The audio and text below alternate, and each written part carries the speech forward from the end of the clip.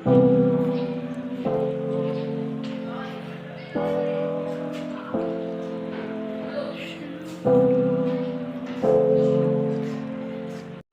warahmatullahi wabarakatuh. Perkenalkan, nama saya Salika Ajemi dari kelas 8F nomor absen 29.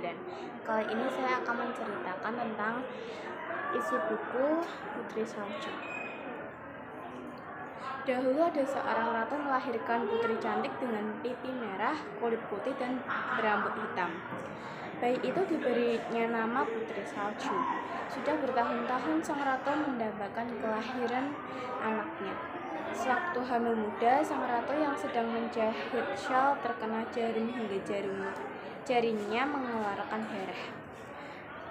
Darah merah itu jatuh ke tumpukan salju yang berwarna putih. Karena itu ketika anaknya lahir diberi nama Putri Salju. Namun sungguh malang nasib Putri Salju. Ibunya tidak dapat menemani lebih lama di dunia ini. Sang ratu meninggal dunia. Beberapa tahun kemudian ayahnya menikah lagi.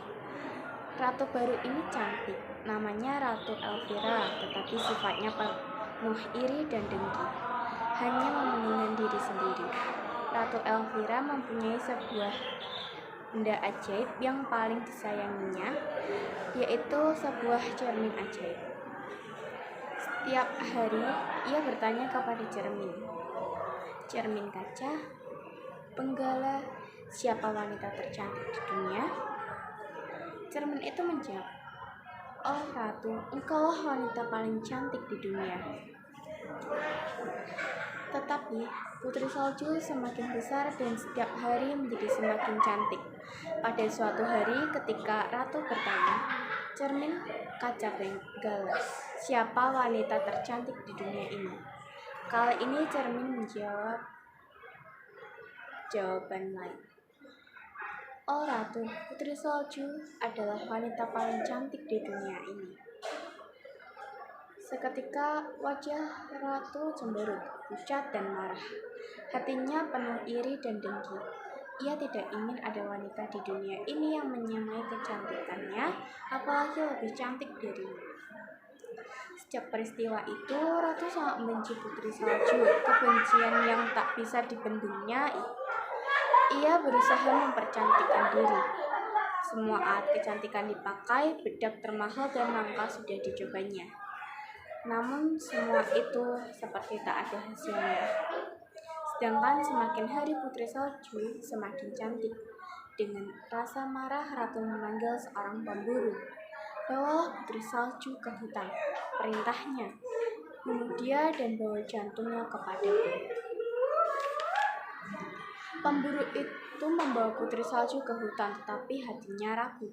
Melihat gadis polos yang tak berdosa itu, ia tak tega untuk membunuhnya. Berkatalah si pemburu, "Larilah dan jangan kembali." Setelah gadis itu lari, si pemburu kebingungan. Bagaimana caranya ia menghadap ratu dengan membawa jantung gadis itu? Akhirnya ia memutuskan untuk mencari hewan di hutan. Hewan itu yang jantungnya akan dipersembahkan kepada Ratu Elvira. Putri Salju tak tahu jalan dan ia sangat takut. "Wah, kemana aku harus pergi?" tangisnya. Ia terus berjalan seorang diri. Akhirnya ia melihat sebuah pondok di tempat terbuka. Di luar dingin, maka Putri Salju mengintip ke dalam. Ruangannya kecil dan aneh.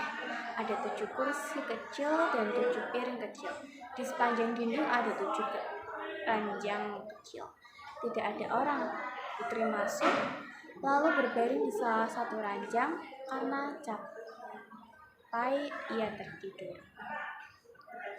Putri Salju segera tidur pulas. Ia tidak tahu bahwa pondok itu milik 7 kurcaci yang bekerja di tambang sepanjang hari. Mereka pulang dan menyalakan 7 lilin. "Astaga, ada orang di sini," seru salah satu kurcaci. Ia terkejut ketika melihat Putri Salju tidur di ranjang. Karena seruan itu, Putri Salju terbangun dan ke-7 kurcaci datang menggerumung. "Maafkan aku telah tertidur di rumah kalian," kata Putri Salju dengan rasa bersalah. "Tidak mengapa, siapa namamu?" banyak kurcaci merah. Semua kurcaci terpana melihat kecantikan putri salju yang mempesona, anggun dan berwibawa. Namaku Putri Salju. Putri, kau berasal dari istana.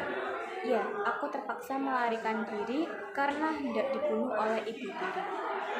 Putri Salju bercerita tentang ibunya, si ratu yang jahat yang menyuruh seorang pemburu untuk membunuhnya di hutan. Berhari-hari ia telah tinggal bersama